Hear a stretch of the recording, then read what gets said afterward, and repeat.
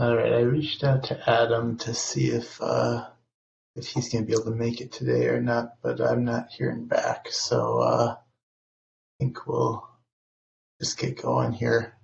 So I apologize, but I didn't look over the pull requests in the last couple of weeks um, since I just wasn't feeling very well this morning. So I ended up not working on it, but I'll try to get those updated for next week. There has been a fair amount of stuff going on though. One of the things that Adam has been working on for the past couple of weeks is trying to uh, change how shared blobs work in Blue Store, and we saw some initial really good numbers. I don't know how many folks remember from when we last got together, but some of his numbers were looking really good for snapshots. Basically, when you take snapshots and objects fragment into lots of shared blobs, um, right now we see a lot of overhead keeping track of the shared blobs. And he basically tried to make it so we only have one shared blob per object, but then kind of segment things differently. Unfortunately, though, once he fixed some things that were wrong in the initial version, the performance appeared to be, well, it wasn't the performance was lower, but the CPU usage was quite a bit higher. The peaks were still lower than main, but the floor was higher than main as well. So on average, it was probably about the same, but just maybe a little bit more condensed over time. So that didn't seem to be working out so hot. I still haven't gotten back to really looking at it in depth to see if I could figure out why that changed and maybe help him.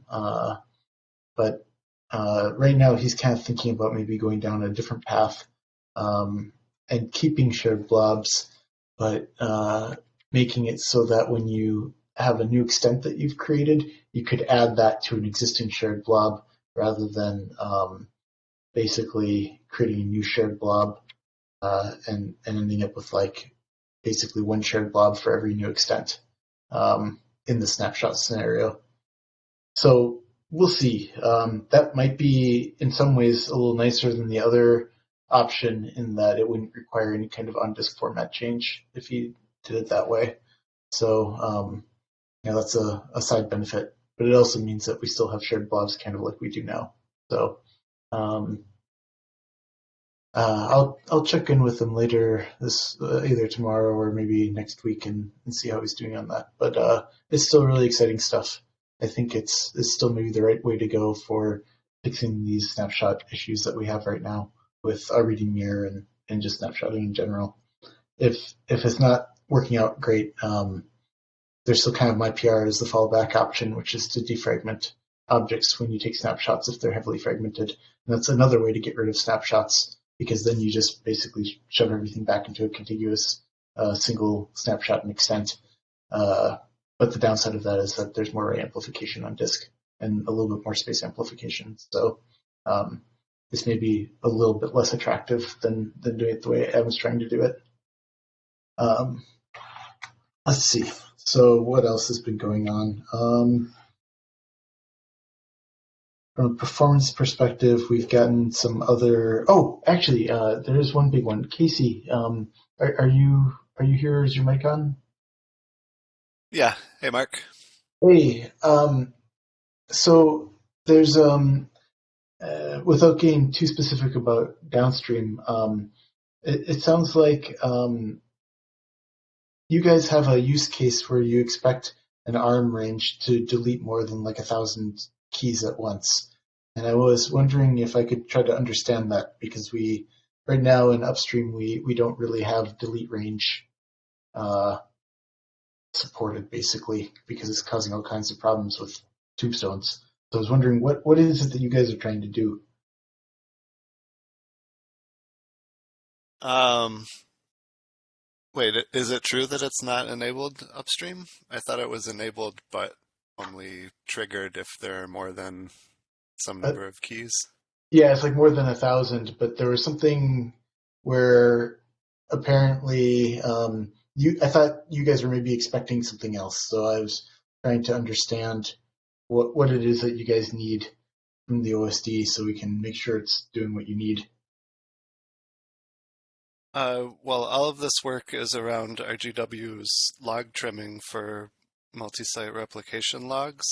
They Okay, grow and deletion is really expensive, and so without RM range, trimming has trouble keeping up at scale. okay. I did Uh, see their discussions around downstream, and it looks like we enabled it somewhere that it shouldn't have been. yeah, and I apologize. I'm sick, so I'm like only half parsing what's going on. But um, is there something is there some change to upstream that needs to be enabled to support the use case you guys are trying to to you know do or what you're trying to accomplish? I mean, my understanding is that uh, we've been happy with this behavior upstream for quite a while. Okay, Um, so like the downstream change is just something that is already existing upstream. uh, right. I think this was this cherry picked one of the things from upstream. Um, Basically, I guess because there was a bug fix in RGW that depended on the the OSD doing range deletes. Okay, But yeah, if we can't rely on range deletes, then we need to figure out something else. we can do them. We just can't do them a lot. Like they have to be like eh, the basically the gist of it is that range tombstones are really expensive to iterate over, and so if you don't have like a right workload and you accumulate a ton of these things too quickly, then then it will basically make everything blow up during iteration. Um, I do have a PR that might help with this, where we could actually maybe re-enable it. It's this one. I'll put it in the chat window. Um, we can break the other RocksDB stuff out of that if we really want to, but and just make it the feature for the compaction on iteration part. Um, but I don't know if this only triggers when you iterate over a normal tombstone or if it also includes the kind of special range delete tombstones. So we might have to look into whether or not that would actually fix it. But if it does, it means that we might be able to get rid of our own checks and instead just let RocksDB do its thing. Okay, interesting.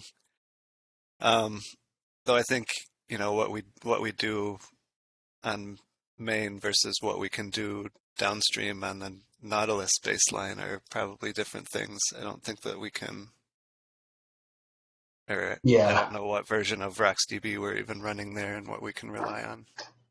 I think in Nautilus we're okay. We've got like 6.2 or something. I think we updated it. So I think Nautilus is actually running on a moderately recent release of RocksDB. It's Luminous that's like ancient. It's like 6 years old and probably has a lot of bugs. Okay, well, there's a email thread that we can continue the conversation there. Sure, sounds good. I just wanted to make sure that there wasn't like something custom being done downstream that needed to be supported upstream because I had just heard from Neha about it and the initial I think thought was that maybe um, downstream's behavior was differing from upstream since that we needed to like get these in sync with each other, but maybe that's not the case.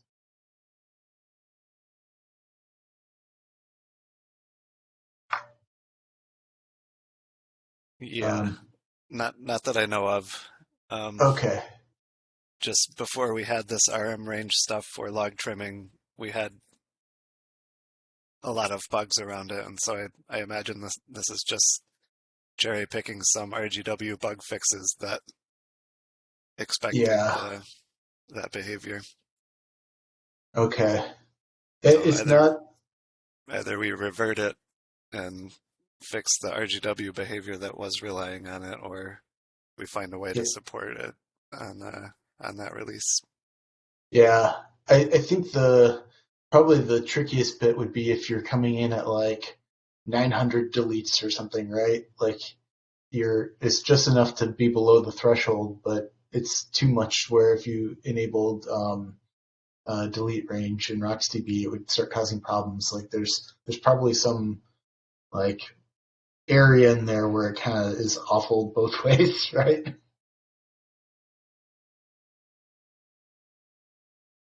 Yeah, I don't But know. I mean, RGW's use of this for log trimming, I think, um, well, I guess it depends on how many keys there are, but yeah, it essentially wants to delete all of them. The other place is object deletion, um, uses range deletes, I believe, to delete all of the OMAP keys. okay. And yeah, it looks like if you're coming in at like 10 or 20 or something, some low value, it's actually a lot cheaper just to do normal deletes than it is to eat the, the range deletion tombstone for whatever reason. I haven't looked at it Yeah, enough, but for whatever reason, those things are awful to iterate over in RocksDB. They cause all kinds of problems. But, if you're coming in at like, a ton of keys, then you might want to just eat it. yeah. The reproducer that really sticks out to me is the one where you were just creating and deleting buckets nonstop, and that was creating the tombstones. But the mitigation of key count is what avoids it there. Yeah. If um if this PR that I've got actually works with range delete tombstones too, and if it counts not just the single tombstone, but like the whole range of keys that were deleted to force the compaction, it might. I mean, at some point, I suppose that compaction could, if you have too many compactions, triggering it could be bad. But um, depending on how well this option works, it could be really good. Just making it so that if you're like reiterating over the same range, um, you can stop iterating over all these tombstones in the same range over and over again, really quickly. I don't know if RGW does this, but in the OSD we've seen cases where we do like this kind of really bad pattern of like we seek to first, and then we walk the range a little bit, and we delete something, and then we go back and seek to first again, and then walk over everything that we just did, including the tombstones, and then delete like a couple more things, and then do that whole cycle all over again. That was what was causing like tons of problems, at least on the OSD side.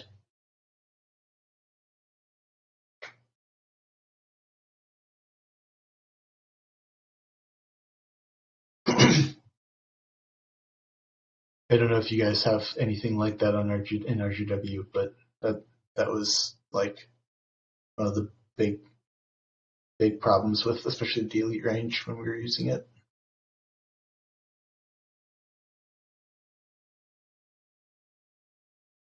Um, I don't see how that would arise from our use of the replication logs.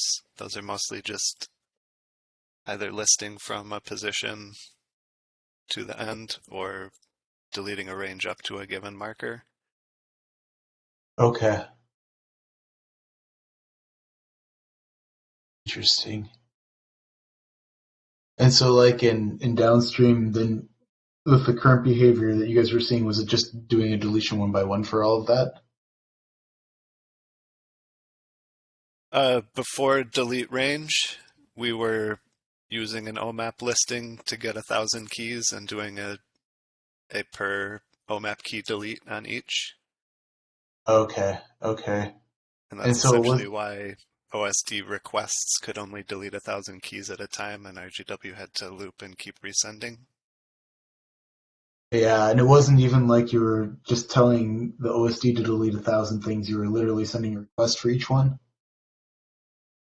Well, it was a single OSD request, and CLS was looping over the OSD ops. So yeah. Okay, that's better at least. I was afraid maybe you were having to issue a request for every single OMAP key over the network.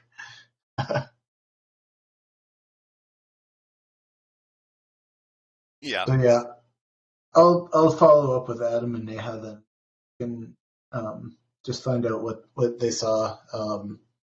It sounds like Adam was concerned about it, but I'll try to take a look and see.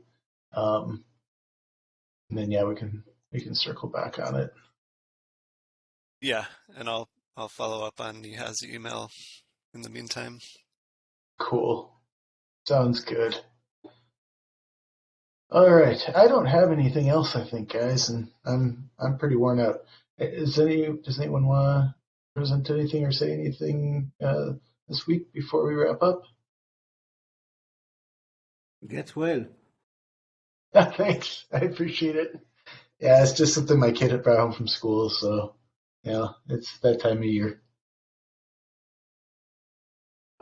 All right. Well, then have a good week, everyone. Thanks for coming. Talk to you next week. Feel Bye. better soon, Mark. Thanks.